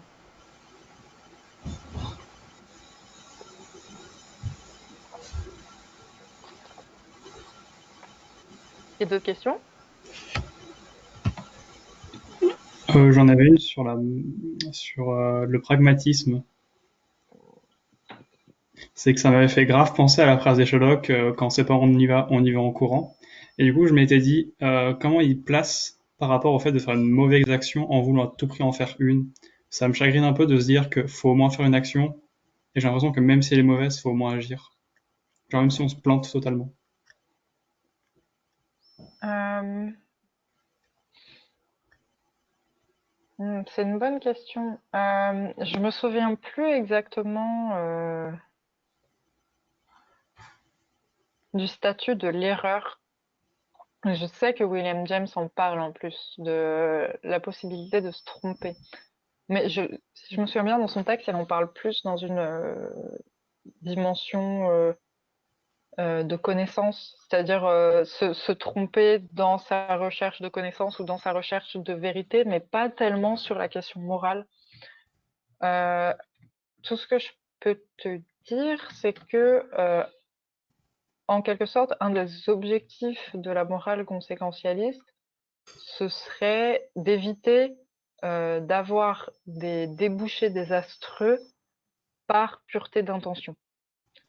Euh, et pousser les gens à faire un choix se fait selon l'établissement de critères euh, quantitatifs qui te font te dire d'une certaine façon, j'ai fait le moins mauvais choix possible, donc le bon.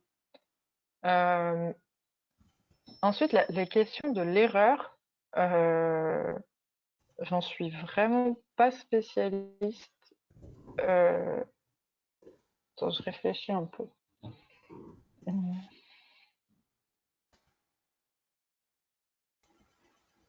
Parce que je sais que dans le pragmatisme, en plus, il y a des développements super importants sur la question de l'erreur.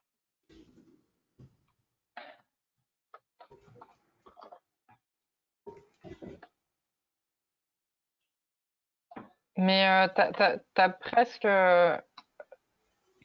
une façon de, comment dire, d'excuser l'erreur, que c'est pas parce que t'as fait une erreur que t'as fait une faute. C'est-à-dire, l'erreur, la question que t'as derrière, c'est celle de l'ignorance des conséquences.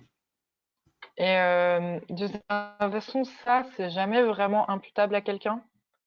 Euh, Autant qu'on puisse lui en vouloir. Euh, Comment dire? T'as- en général, en philosophie, il y a un peu le côté, si quelqu'un était ignorant vraiment, c'est-à-dire il n'aurait pas pu prévoir absolument pas les conséquences de son action, à la fois, certes, il en est l'auteur, certes, il en est responsable, mais on pourrait lui pardonner.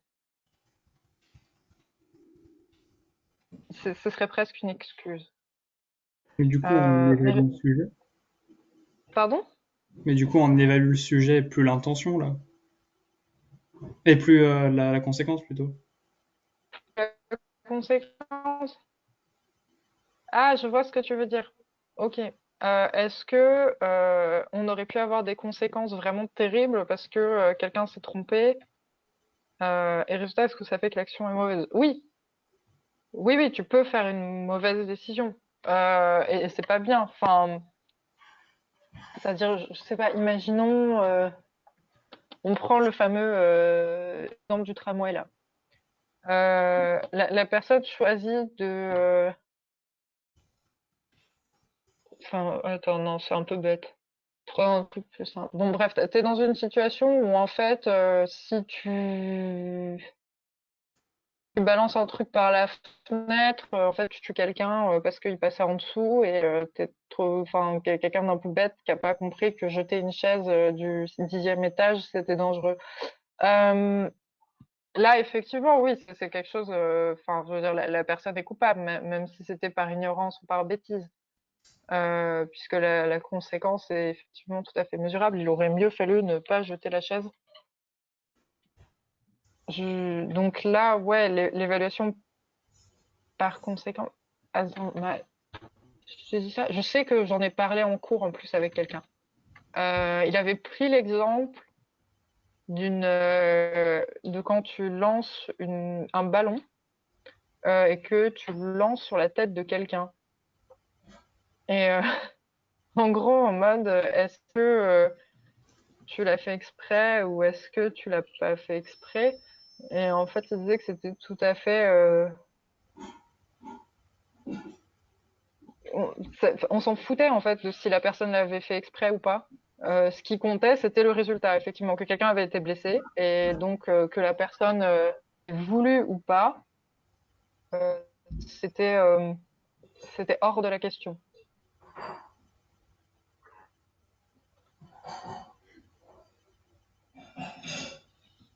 Ouais. L'exemple, c'était si tu rates ton lancer. Tu rates ton lancer et que sans faire exprès, résultat, tu touches quelqu'un ou si tu vises directement quelqu'un et comme le résultat était le même, la négativité de l'action est la même.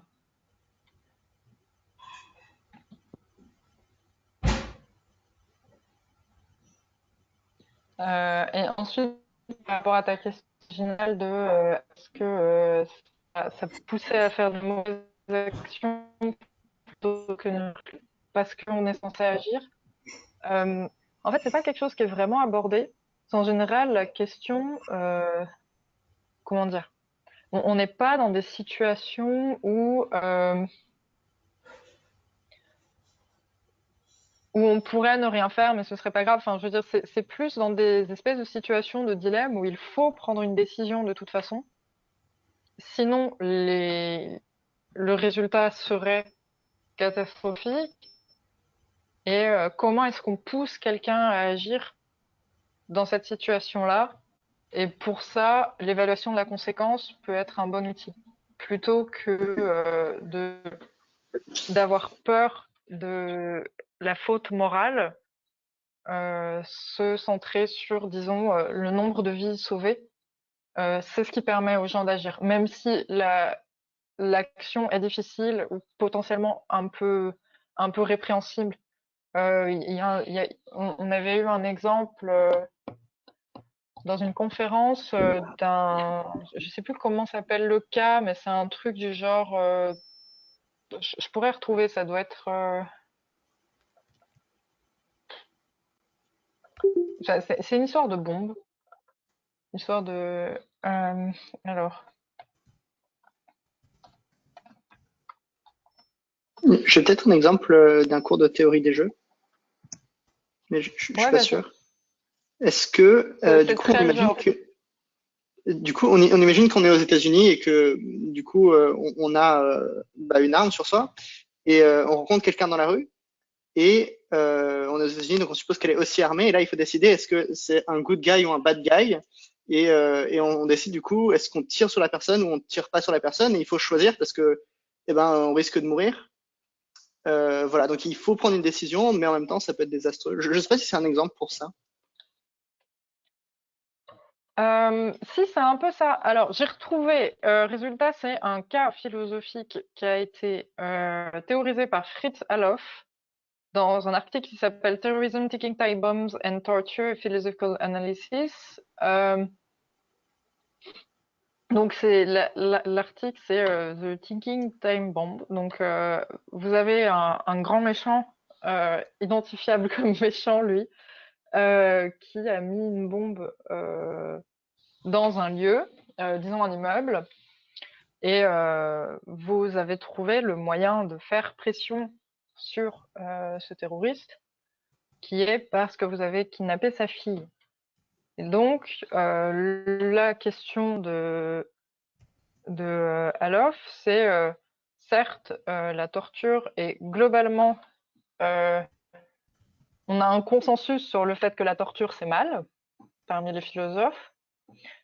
Mais dans une situation comme ça, où le fait de torturer quelqu'un permettrait de sauver X vies, où est-ce qu'on met le seuil?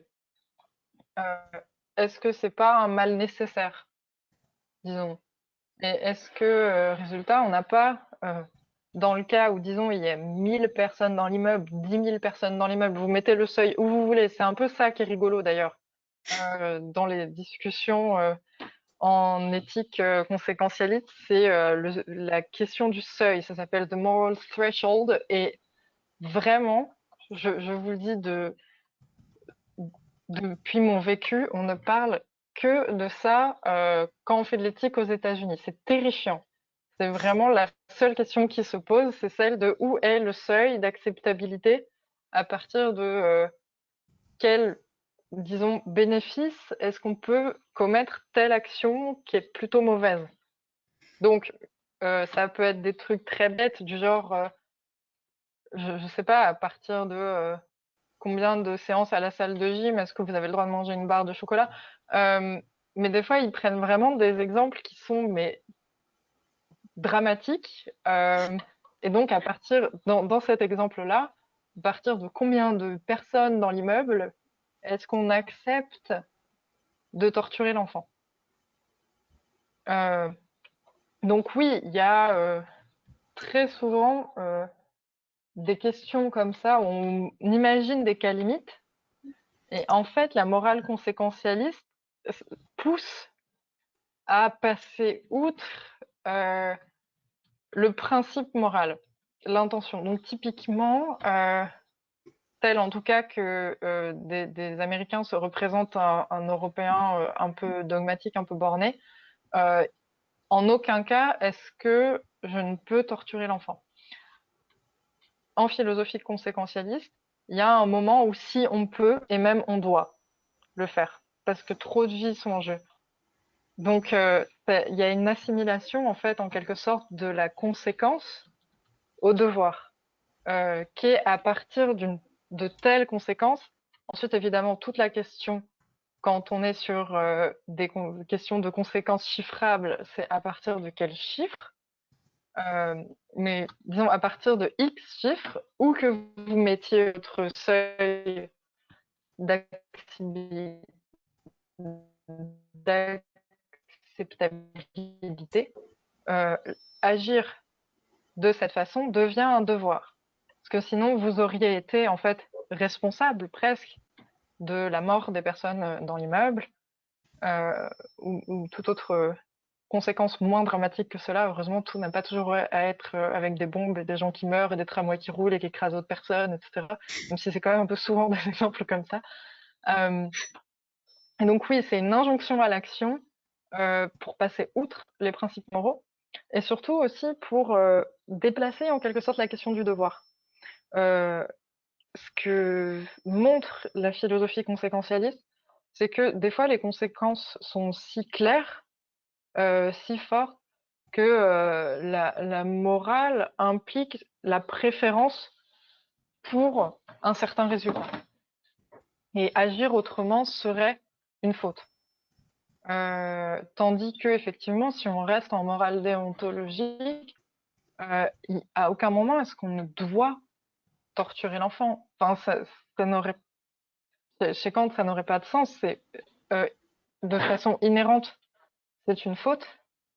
Tandis qu'en morale conséquentialiste, si, il y a un moment où, disons, à partir de 10 000 personnes dans l'immeuble, il faut le faire. Et là, on est dans du devoir. Donc, c'est super parce que genre, vous m'avez permis de tout à fait formuler la fin de ce cours, qui est sur le glissement de la faute et du devoir.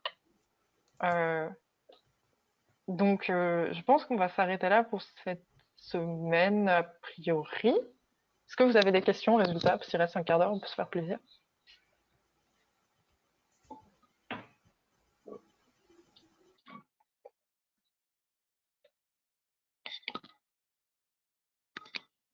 Oui, je crois que j'ai pas très bien compris exactement ce que c'est l'impératif catégorique. Donc déjà, ma première question, c'est est-ce qu'il y a un impératif catégorique ou est-ce qu'il y a des impératifs catégoriques du genre il faut dire la vérité, il faut pas faut pas faire souffrir les autres, des choses comme ça. Donc est-ce qu'il y a un seul truc ou est-ce qu'il y en a plusieurs? Alors, chez Kant, l'expression est employée au singulier. C'est vraiment l'impératif catégorique, mais parce qu'en fait, d'une certaine façon, l'impératif, c'est une forme. C'est-à-dire, c'est vraiment tu dois, et ensuite, il y a un contenu. Et le contenu, lui, peut changer. Donc, c'est la forme est unique et c'est celle issue de la raison pure pratique. D'accord, donc c'est une forme d'obligation en fait. Mais Ouais, le contenu de l'obligation peut varier. tout à fait. Il y en a Ok. plein. Et il y a des textes très rigolos où, enfin, je pense qu'on en parlera la semaine prochaine, mais où Kant met en concurrence différents impératifs. Enfin, au sens où il explore la possibilité de concurrence de devoirs. Et des fois, ça aboutit sur des apories. C'est quoi? Aporie, c'est quand il n'y a pas de réponse à une question. D'accord. Et du coup, euh, mettons qu'il y ait, comment dire, à quel moment je sais que quelque chose est un impératif catégorique? Parce que du coup, ce que j'ai compris pour l'instant, je crois, c'est en gros, c'est quelque chose que je ressens comme un devoir. Je me sens obligé de le faire, même si j'en ai pas forcément envie, et même souvent quand j'en ai pas envie. Et en même temps aussi, il y a une logique derrière. Donc oui. Alors, attends, ta question, résultat, c'est quand Quand est-ce est-ce que quelque que chose, je sais ouais. que... Quand est-ce que quelque chose est Euh, un impératif catégorique? alors, euh, en soi, il y en a vraiment souvent. Ensuite, en quelque... Je sais pas trop comment dire. Des devoirs, il y en a plein. Mais il peut arriver, et je pense le plus couramment, c'est le cas, que tu sois pas dans une situation difficile par rapport à ton devoir. C'est-à-dire que tu le fasses parce que, de toute façon, que ce soit tes inclinations ou tes passions ou quoi, te poussaient aussi à faire ton devoir. Donc, ça peut être un motif, disons, mais c'est pas forcément le motif qui te vient le plus à l'esprit. Et effectivement, le moment où on peut vraiment parler d'impératif catégorique, c'est quand tu as besoin de cette forme impérative, en quelque sorte, parce que ça va à l'encontre de tes inclinations ou à l'encontre de tes peurs. Et dans ce cas-là, ce serait plutôt effectivement dans une situation où ça t'est désagréable. Ensuite, peut y avoir des tas de moments où on agit par devoir et où, certes, c'est de l'impératif catégorique, mais disons, ça se passe plutôt bien. Genre, tu donnes rendez-vous à un ami, tu dois y aller et c'était prévu dans ta journée, il n'y a pas de problème et tout. Et certes, tu vas parce que tu dois y aller, mais tu vas aussi parce que c'est ton ami et que tu as envie de le voir et que vous avez envie de passer un bon moment ensemble, etc. Tandis que si au moment où tu as rendez-vous, il y a machin chouette qui te plaît depuis 30 ans, qui te propose enfin un rendez-vous et que tu te dis ah mince, mais j'avais prévu à mon C'est ami, tentant. euh, j'avais j'avais promis à mon ami. euh, Là, tu auras peut-être davantage la présence de l'impératif catégorique à l'esprit. Ouais. Mais comment dire? Euh, Effectivement, tu as le côté sentimental, enfin ressenti, sur l'impératif qui se fait sentir quand c'est désagréable. Ensuite, des devoirs, typiquement, tu peux en avoir sans ressentir l'impératif et juste dans ce cas-là, tu agiras conformément au devoir et ce sera pas un problème. En général, quand tu agis par devoir, c'est parce que ça engage aussi chez Kant la liberté d'agir par devoir plutôt que selon tes inclinations ou selon tes peurs. Donc, dans des situations où tu auras eu d'un côté j'ai envie de ceci, mais je dois, l'impératif catégorique, et tu auras choisi l'impératif catégorique.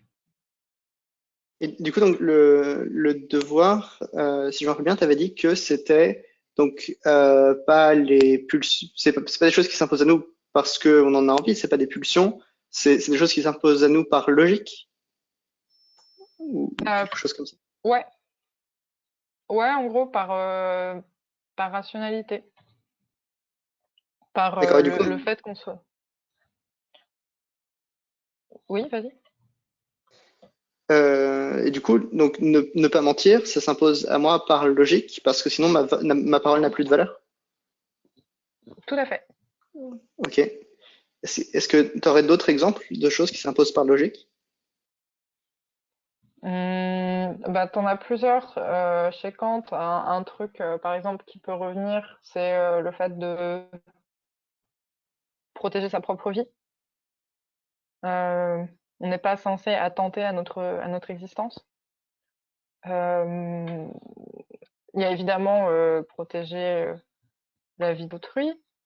Euh, Qu'est-ce que D'accord. Et du coup, donc, pourquoi est-ce qu'il faut protéger la vie d'autrui, par exemple? Parce que t'es dans un...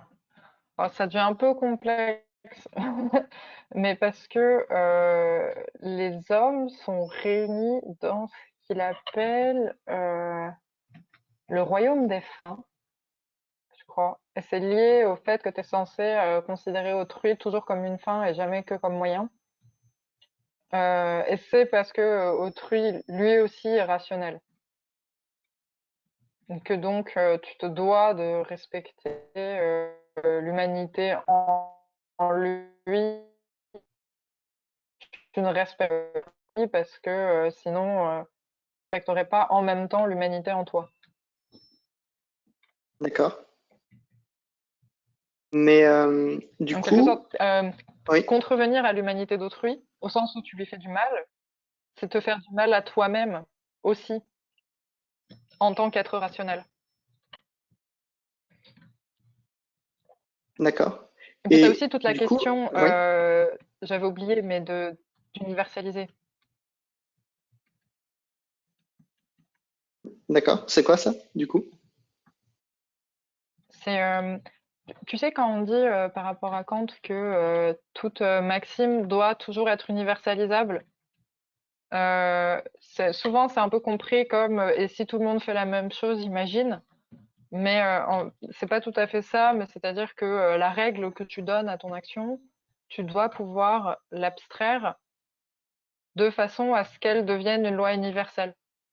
Si la règle que tu donnes à ton action, genre je vais tenir ma parole, ça tient en tant que loi universelle, alors c'est irrationnel.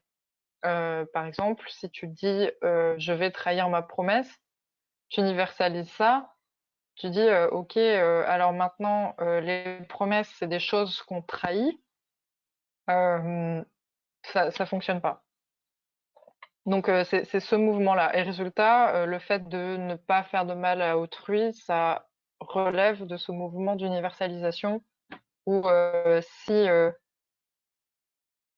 les hommes choisissaient de se faire, euh, ils contredisent l'humanité elle-même.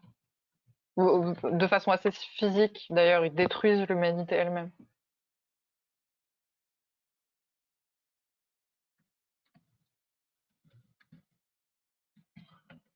D'accord. Et du coup, ça chez Kant, c'est toujours absolu, alors que dans le dernier courant philosophique dont tu nous as parlé, euh, c'est plutôt, il faut, comment dire, enfin, en gros, euh, par exemple, pour la parole et le fait qu'il faut qu'elle soit, elle soit, enfin, qu'on essaie toujours de dire la vérité. Donc, on s'autorise à dire que ça c'est vrai jusqu'à un certain point où en fait, ça va plus être valable. Ouais, d'une Ou pas. certaine façon. Et c'est aussi un côté, comment dire, je- certes, notre devoir est là, mais comment on agit? C'est un peu ça, je trouve, l'interrogation derrière la philosophie conséquentialiste. C'est euh, typiquement, ok, on ne doit pas mentir, mais là, dans cette situation, comment on fait? Qu'est-ce qui doit dicter mon action? Et si ce qui dicte ton action, c'est toujours l'intention, euh, tu peux te trouver un peu bloqué, alors que si ce qui dicte ton action, c'est l'évaluation des conséquences, ça peut débloquer le résultat des décisions qui sinon auraient pu ne pas être prises. Et, résultat, donc ça c'est pas forcément dire que le devoir de dire le vrai n'est vrai que jusqu'à un certain point ou que jusqu'à certaines situations. Euh, mais en fait, c'est un peu une façon de dire, ok, certes, mais ça ne nous aide pas à agir, D'accord. de voir qu'il faut dire le vrai. Et après, et au-delà de ça, comment je fais quand dans une situation, peut-être j'ai le choix entre mentir et sauver mon ami. Enfin, entre dire le vrai et sauver mon ami. Euh, je sais ce que je dois faire, mais c'est pas ça qui m'aide à décider. Ce qui m'aide à décider dans cette situation-là, ce serait l'évaluation des conséquences. Alors que Kant, lui, ne dit pas ce qui aide à décider. Il dit juste, dans les deux cas, tu fais une faute. C'est genre, c'est ton problème, tu te démerdes, mais dans les deux cas, tu fais une faute. Mais du coup, on a l'impression que Kant considère en gros deux scénarios. Le premier scénario où tout le monde dit la vérité tout le temps, et un autre scénario où tout le monde ment tout le temps, ouais, Hmm. ou en tout cas Oui. ment une fois sur deux, enfin, ou ment très souvent. Mais du coup, Oui. enfin, on a envie de dire qu'il y a des scénarios intermédiaires, et d'ailleurs c'est le cas, enfin, dans la vraie vie, où les gens disent la vérité souvent, ce qui donne du coup de la valeur à leurs paroles, puisqu'on sait que la plupart du temps, ils vont nous dire la vérité, et ils mentent parfois quand il y a un facteur extérieur qui fait que bah, ils ont vraiment intérêt à mentir sur un point. Du coup, comment Faut dire, pas que tu confondes. oui. Ouais. Non, Du coup, fini. j'allais juste dire que on a l'impression que, enfin, Kant oublie entre guillemets un autre scénario possible. Oui, alors en fait, non, pas du tout. Le truc, c'est que là, en quelque sorte, tu examines la chose comme si elle était généralisée. L'universalisation, c'est pas une généralisation. C'est-à-dire, comment dire ça? La question, c'est pas et si on mentait tous, euh, qu'est-ce qui se passe? Universalisation, c'est quand tu pars du particulier et que tu vas jusqu'au concept. Euh, donc, l'universalisable, c'est ça. Et résultat, donc c'est pas la question de ce mensonge ou si tout le monde mentait. C'est la question de qu'est-ce qu'une parole qui ne contient pas la vérité. Qu'est-ce qu'une parole, enfin, un monde où les gens parlent sans être véraces. Donc c'est plutôt ça, c'est sur le concept de mensonge en lui-même, c'est quelque chose qui nie la définition de la parole. Donc en fait, la question des scénarios et du nombre, c'est pas la question de Kant, sa question, c'est sur l'universalisation de la question du mensonge ou de la question de la vérité. Quel concept est universalisable? Lequel fait règle rationnellement? Et donc, ce qui fait règle rationnellement, c'est une parole qui contient le vrai, qui contient une description du monde tel que les êtres se la représentent, en fait. C'est ça, parler. Donc, c'est pas des questions de scénario en termes de nombre de personnes. C'est vraiment des questions de qu'est-ce que dire quelque chose? Qu'est-ce que dire le vrai? Qu'est-ce que mentir? Ben, mentir, c'est en fait nier le, la définition même de la parole qui est offrir à quelqu'un une vision du monde telle que moi, j'en fais l'expérience et je suis capable de la dire. Donc en gros, dire le vrai. D'accord. Mais du coup, c'est pas biaisé ça comme définition de la parole? Pourquoi? Parce qu'on a l'impression, enfin, comment dire, on a l'impression que on, peut-être on fait les choses un peu à l'envers au sens où on, enfin, comment dire, enfin, ah, euh, si on examine les questions, est-ce que on a le droit de, enfin, est-ce qu'on est obligé de dire toujours la vérité ou est-ce que c'est pas important ou est-ce qu'il faut dire souvent la vérité? Euh, si on dit la parole c'est ça, bah, du coup ça répond à la question et enfin on sait jamais comment dire, on n'a jamais vraiment laissé une chance aux autres possibilités, si? Mmh, bah, en fait, c'est, comment dire? La De façon générale, la philosophie de Kant, c'est une philosophie qui est très formelle, qui revient souvent sur, des questions de conceptualisation, de définition, c'est ça le mouvement vers l'universalisable et tu vois bien qu'on peut pas définir la parole comme des fois c'est ça et puis d'autres fois c'est ça et si ça se trouve, en fait, des fois c'est ça. C'est pas une définition.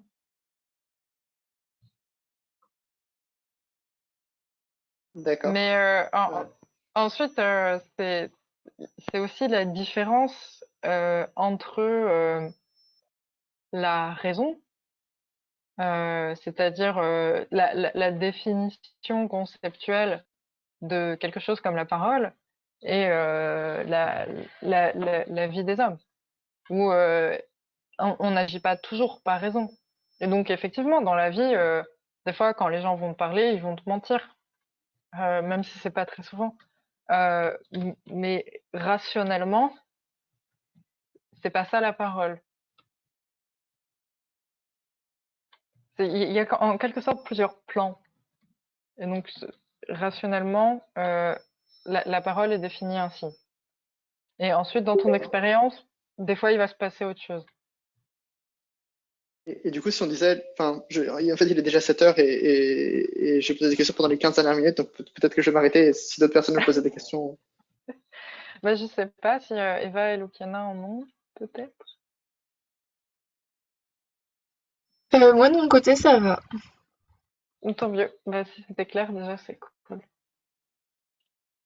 Non, bah, sinon, on va s'arrêter là. Peut-être que pour la semaine prochaine, je vais vous filer un ou deux trucs à lire, pas forcément de façon obligatoire, mais juste pour avoir des prolongements. Cela, par exemple, je vous ai mis l'article vers l'exemple de la bombe de la torture et tout, et j'avais vu d'autres trucs un peu drôles, enfin un peu drôles, plutôt bien faits, ce qui n'a rien à voir avec le fait d'être drôle, en rapport avec Kant, le mensonge et tout. Donc, si vous voulez, je vais balancer des références comme ça, si jamais vous avez envie de piocher dedans. Voilà. Et en tout cas, à la semaine prochaine. Merci, à la semaine prochaine. Au revoir. Merci, à la semaine Merci, au prochaine. revoir. Au revoir.